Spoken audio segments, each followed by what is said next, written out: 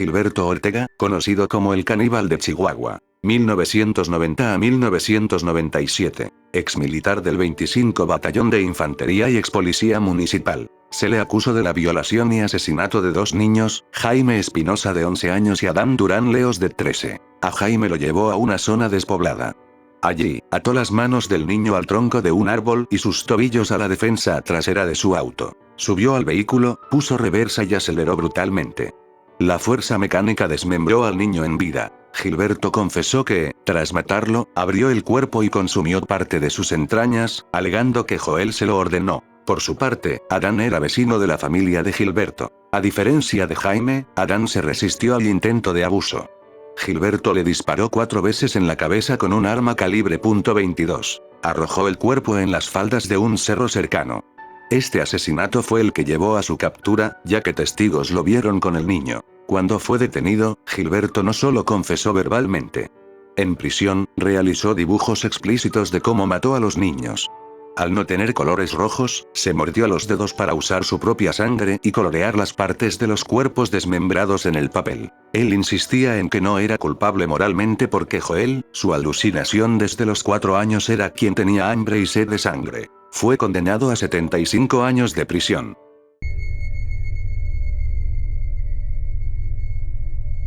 Las Poquianchis fueron 4 hermanas. Delfina, María de Jesús, María Luisa y Carmen González Valenzuela. Operaron entre los años 40 y 1964, en San Francisco del Rincón y León, Guanajuato. Se hacían pasar por mujeres religiosas y respetables, pero en realidad dirigían una red de prostitución forzada. Reclutaban niñas y jóvenes pobres de comunidades rurales. Les prometían trabajo doméstico. Pero al llegar, les quitaban sus documentos y las encerraban. Las víctimas eran golpeadas, violadas y obligadas a prostituirse hasta quedar enfermas o débiles. Si una mujer intentaba escapar, la castigaban brutalmente. Si enfermaba, la dejaban morir. Muchas murieron por desnutrición, golpes, sífilis o tuberculosis. Los cuerpos eran enterrados en fosas clandestinas dentro de los mismos ranchos. Cuando alguna quedaba embarazada, los bebés eran asesinados o abandonados hasta morir. Todo esto fue posible porque tenían protección de autoridades y de un hombre armado conocido como el Capitán Águila Negra, pareja de Delfina.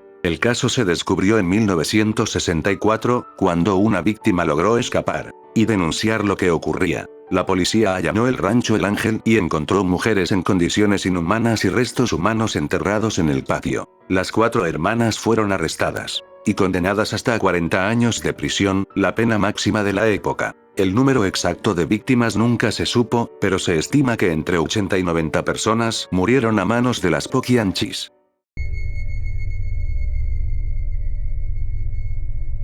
Marzo de 2011, Allende, Coahuila. Durante el fin de semana del 18 al 20 de marzo de 2011, no hubo enfrentamientos ni balaceras públicas. Lo que ocurrió fue una cacería organizada. Un convoy de más de 50 camionetas con sicarios de los Zetas tomó el control del municipio. Cerraron accesos, patrullaron las calles y comenzaron a ejecutar una orden de exterminio. La masacre fue una venganza. La DEA había logrado intervenir las BlackBerry de los líderes de los Zetas, gracias a informantes internos de apellido Garza y Moreno. Cuando los Treviño descubrieron la filtración, los responsables ya habían huido a Estados Unidos. Así que decidieron castigar a quienes se quedaron. La orden fue clara: eliminar a cualquiera que tuviera el apellido Garza o Moreno, a sus familiares, empleados, amigos, y a cualquiera que hubiera tenido contacto con ellos. Con listas en mano y complicidad de la policía municipal, los sicarios entraron casa por casa. Sacaron a familias completas. Hombres, mujeres, ancianos, incluso niños. Las casas fueron saqueadas y demolidas con maquinaria pesada, a plena luz del día.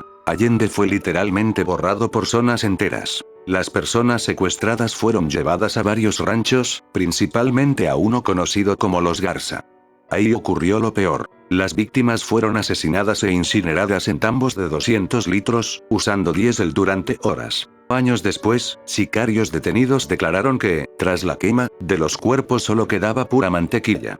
No quedaron restos. No quedaron tumbas. No quedaron nombres. Durante años, nadie habló. Los vecinos veían cómo destruían las casas de enfrente y no denunciaban por miedo. El pueblo entero fue obligado a guardar silencio. La cifra oficial reconoce 42 personas desaparecidas, pero testigos y colectivos de búsqueda estiman que fueron más de 300 las que entraron a esos ranchos y nunca salieron. Allende se convirtió en un ejemplo extremo de cómo el narco puede borrar no solo vidas sino la memoria completa de un pueblo.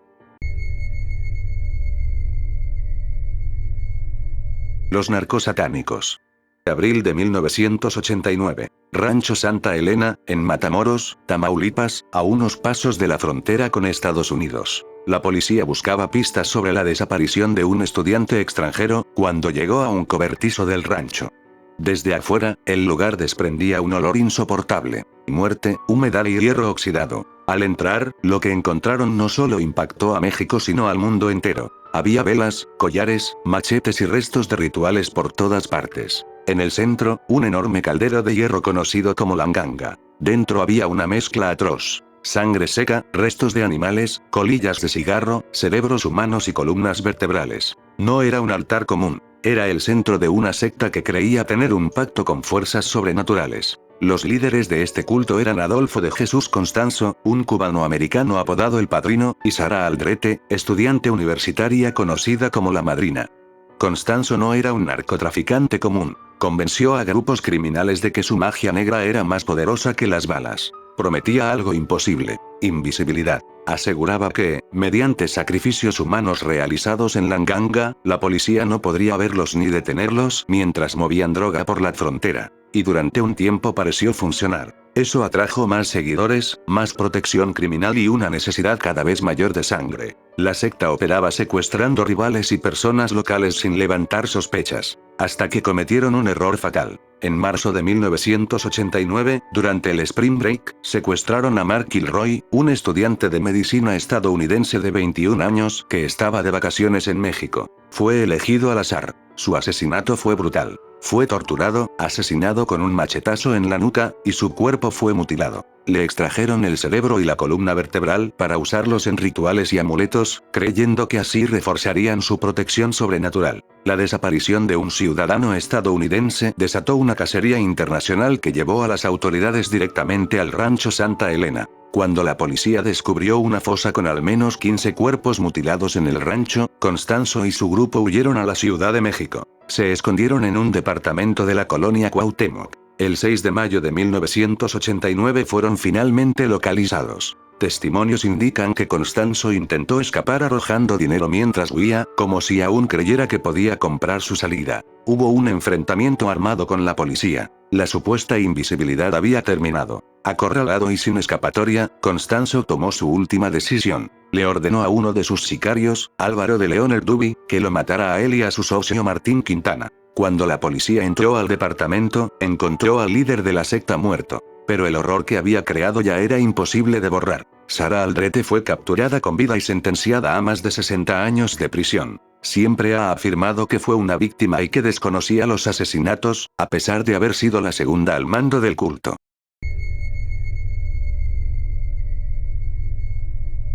Abril de 1941, Colonia Roma, Ciudad de México. En un edificio de la calle Salamanca, en la colonia Roma, los vecinos se quejaban de constantes tapones en las cañerías y de un olor extraño que salía del drenaje. Llamaron a un plomero para revisar la tubería principal. Al destaparla, encontró la causa del bloqueo: restos de carne humana, gasas y un cráneo pequeño. Era el cráneo de un bebé. Ese hallazgo destapó uno de los casos más perturbadores del México del siglo XX. La responsable era Felicitas Sánchez Aguillón. Enfermera titulada y partera, vivía en el mismo edificio. Bajo la apariencia de una mujer profesional, operaba una clínica clandestina de abortos y adopciones ilegales. Aprovechando la moral conservadora de la época, mujeres con embarazos no deseados acudían a ella. Felicitas prometía encargarse del nacimiento y de encontrar buenas familias para los bebés. Pero no todos corrían con la misma suerte. Algunos recién nacidos eran entregados ilegalmente a terceros a cambio de dinero.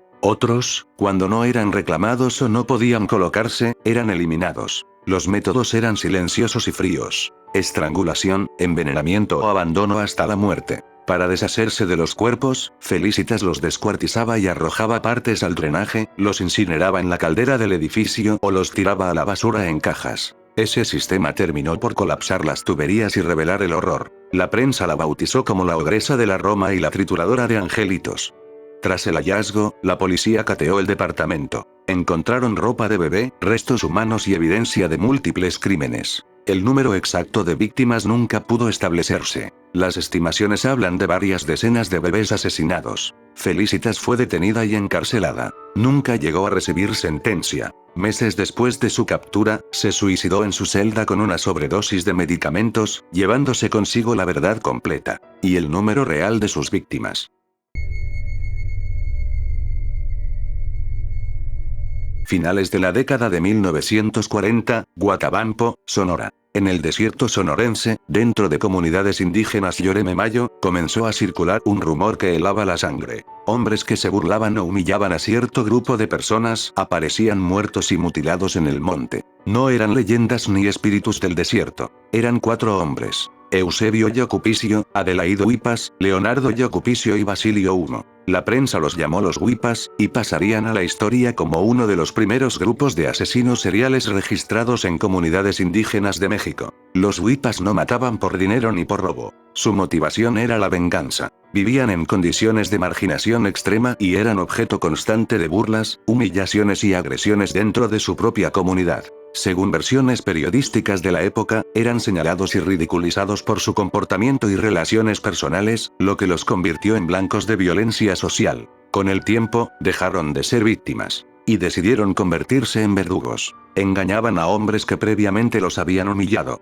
Los atraían a una choza aislada en el monte, con promesas de alcohol, comida o reuniones nocturnas. Una vez dentro, la trampa se cerraba. El ritual de la castración. Las víctimas eran asesinadas a golpes, puñaladas o por estrangulamiento. Pero el asesinato no era el final. Después de matarlos, realizaban una mutilación específica y simbólica: la castración. Cuando las autoridades finalmente los capturaron, tras la denuncia de un familiar de la última víctima, el hallazgo fue brutal. En la choza encontraron los genitales de 7 hombres asesinados, disecados y colgados en las paredes, conservados como trofeos. No era solo violencia, era un mensaje: captura y sentencia. Eusebio Yocupicio, señalado como el líder, confesó los crímenes con absoluta frialdad. Los 4 fueron condenados inicialmente a pena de muerte, convirtiéndose en algunos de los últimos en recibir esa sentencia en México. Posteriormente, la pena fue conmutada a 30 años de prisión. 2 de ellos murieron en la cárcel por tuberculosis.